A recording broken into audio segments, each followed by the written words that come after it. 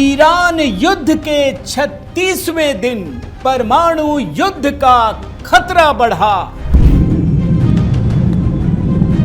Second world war के बाद लगा अमेरिका को सबसे बड़ा झटका।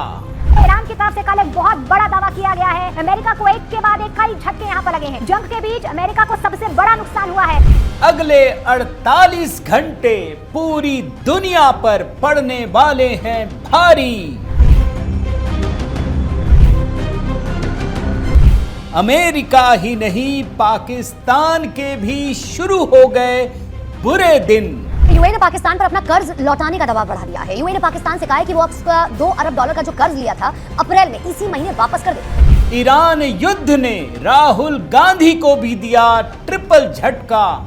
बड़ी बगावत शुरू। बड़ी खबर आ रही है। आनंद शर्मा ने तारीफ करी है नरेंद्र मोदी सरकार की विदेश नीति की। ये बड़ी खबर है। कांग्रेस के वरिष्ठ नेता है, पूर्व विदेश मंत्री हैं आनंद शर्मा। मगर युद्ध की विभीषिका के बीच मोदी ने दिखाई नई बाजीगरी।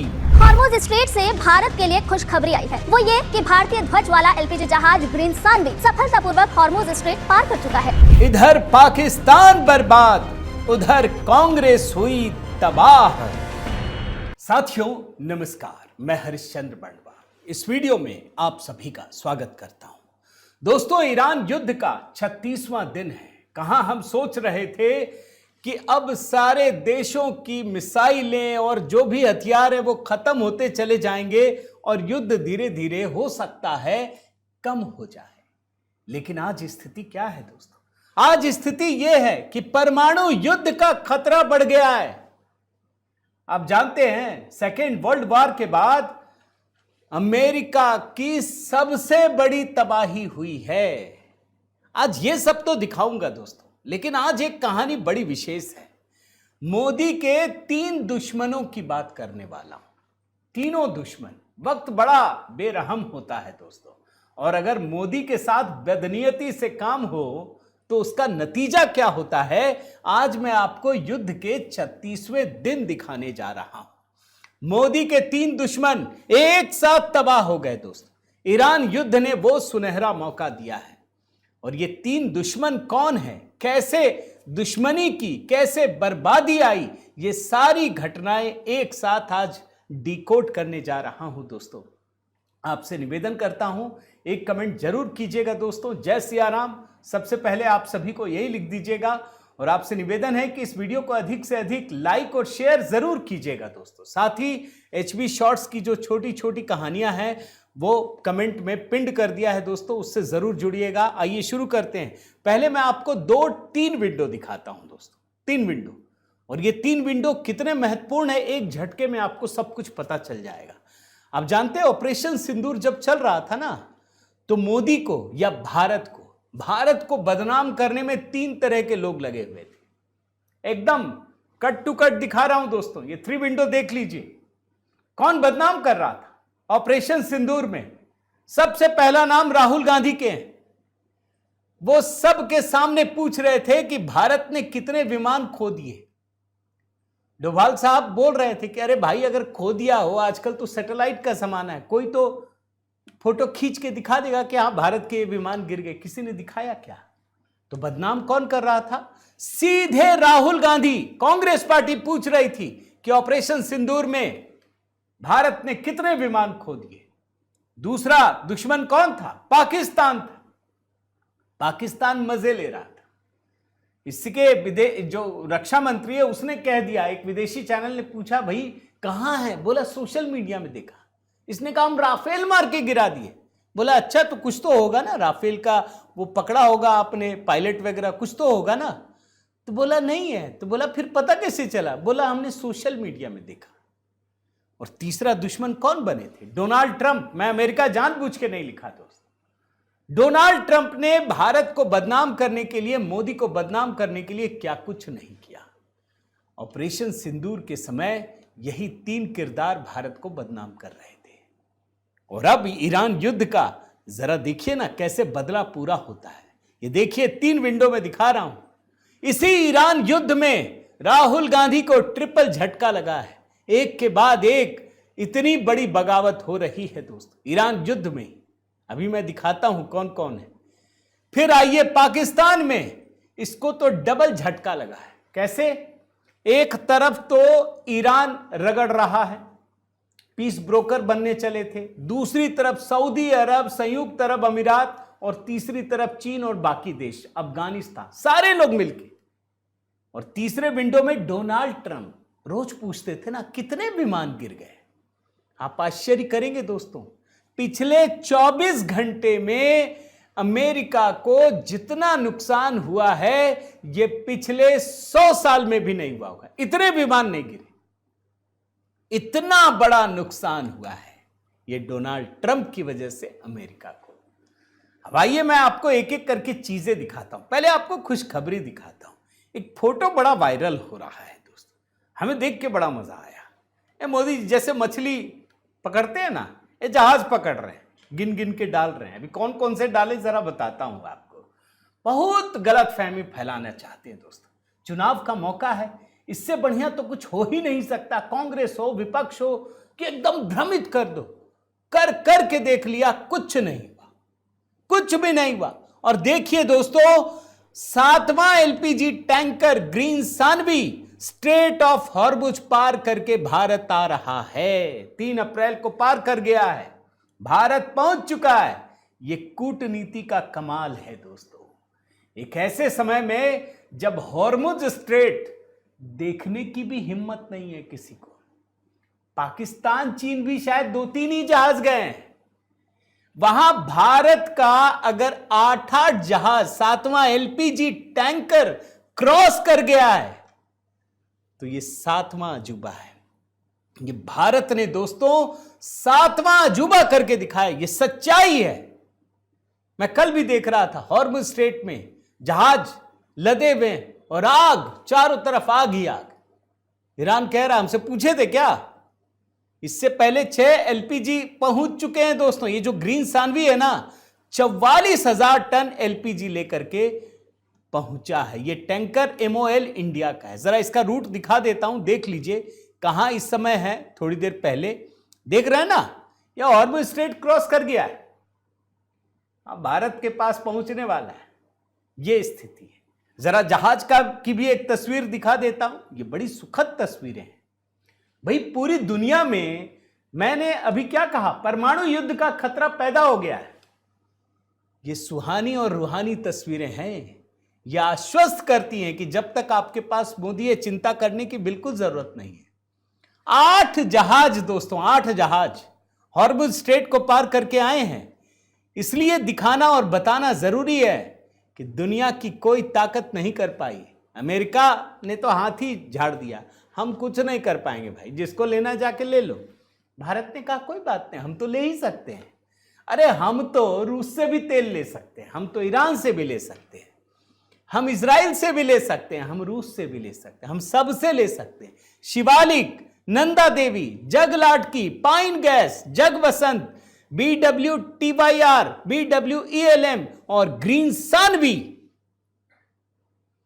लेकिन भारत के लिए खुशखबरी हो तो आप जानते हैं कांग्रेस को तो अपच हो जाती है।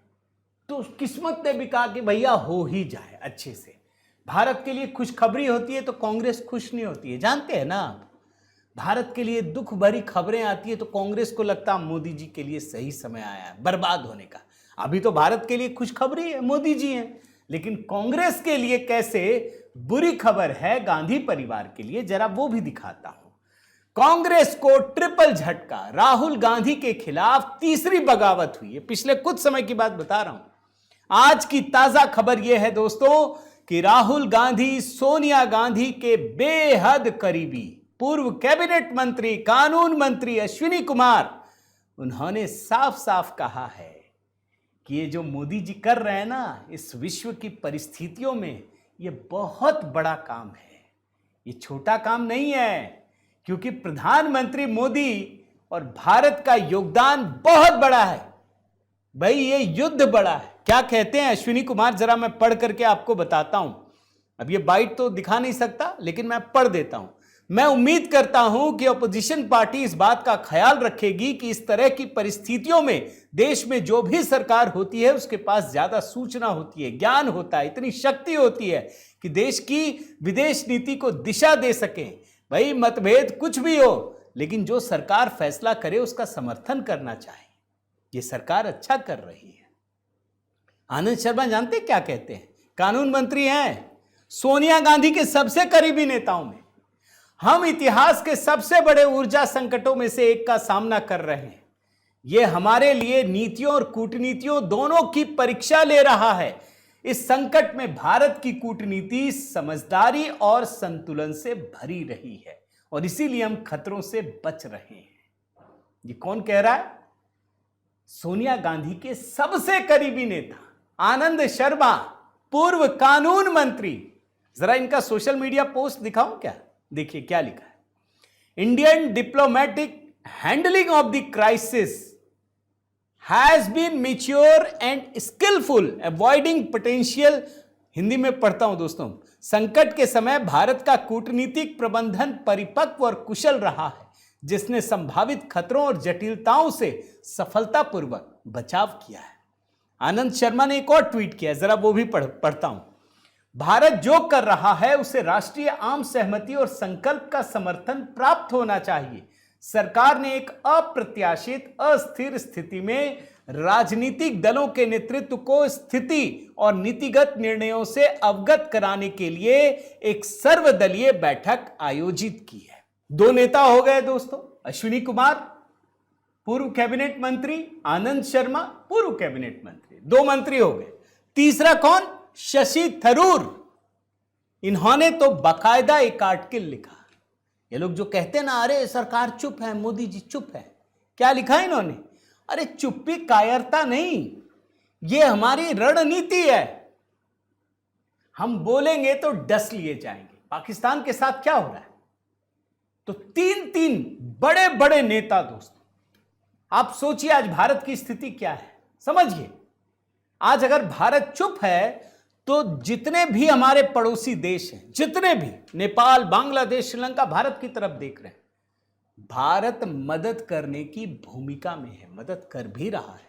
अपने संकटों का भी सामना हम उसको मदद भी कर रहे हैं। लेकिन पाकिस्तान की क्या हालत है? भाई पाकिस्तान तो बोल रहा है हम चुप है, पाकिस्तान बोल रहा है। क्या हालत है दोस्तों? कैसे झटका लग रहा है? आप देख रहे हैं। बोल रहा था नहीं हम तो सीज फायर कराएंगे, हम मध्यस्थता कराएंगे। ईरान कहा गया, ईरान ने कहा तुम कौन? तुम्हारी हैसियत भी है क्या कि हम तुम्हारे यहां के, तुम तो भिखमंगे देश हो भाई, हम तुम्हारे यहां आकर के बातचीत करेंगे। ये कहा है ईरान ने क्या कहा जरा सुनिए। मुंबई स्थित ईरानी महावाणिज्य दूतावास के माध्यम से एक बयान में विदेश मंत्रालय के प्रवक्ता इस्माइल बघाई ने बताया कि अमेरिका के साथ कोई सीधी बातचीत नहीं हो रही है। पाकिस्तान के विदेश मंत्री इशाक डार ने कहा था कि वो मेजबानी के लिए तैयार है। डोनाल्ड ट्रंप ने भी कहा कि वॉशिंगटन और ईरान के बीच बातचीत चल रही है, ये मध्यस्थता कर रहा है। कुछ नहीं हो रहा है। ईरान ने खारिज कर दिया। तुम हो कौन? अच्छा देखिए, ईरान ने तो लपेट के मारा ही भिगा करके। अब आप एक एक करके दूसरे देशों में आइए। संयुक्त अरब अमीरात $3.5 अरब का कर्ज लिया है। अब संयुक्त अरब अमीरात ने जिस तरीके से पाकिस्तान इधर उधर दलाली कर रहा है ना, जो हमारे विदेश मंत्री ने भी कहा, अब संयुक्त अरब अमीरात की नजर में वो खटक रहा है। वो देख रहा है कि ये कुछ तो इधर उधर कर रहा है, ये देश सही नहीं है, विश्वसनीय नहीं है। और संयुक्त अरब अमीरात ये बता रहा है कि ये पाकिस्तान का डबल स्टैंडर्ड है, दोगलापन है ये, कि पाकिस्तान ईरान से भी नजदीकी बनाए हुए, ये सऊदी अरब से भी नजदीकी बनाए हुए। और आप जानते हैं दोस्तों, अभी कुछ ही समय पहले जो मुनीर है वो आबू धाबी की यात्रा में गया था। वहां पर जाकर के संयुक्त अरब अमीरात के राष्ट्रपति मोहम्मद बिन जायद अल नाहयान से मुलाकात की। उसने कहा कि ये जो तुम कर रहे हो ना वो सही नहीं है। और पाकिस्तान एक्चुअल अगर आप देखिए दोस्तों तो दो मोर्चों पे फंसा है। आप जानते हैं ना, अभी सऊदी अरब के साथ इसने एक पैक्ट भी किया था कि हम दोनों में से किसी के साथ युद्ध होगा तो दूसरा कूदेगा। अब इस पैक्ट की वजह से संयुक्त अरब अमीरात भी नाराज था। अब देखिए सऊदी अरब भी नाराज है, लेकिन संयुक्त अरब अमीरात ने साफ साफ कहा है कि भैया जो $3.5 अरब का कर्ज है ना, वो चुपचाप दे दो। उसमें तो तुरंत देना पड़ेगा $2 अरब को, तुरंत देना पड़ेगा। और इनको देना पड़ रहा है क्योंकि संयुक्त अरब अमीरात ने मना कर दिया। आप जानते हैं पाकिस्तान के पास कितना एफडीआई है दोस्तों? सिर्फ $16.3 अरब है।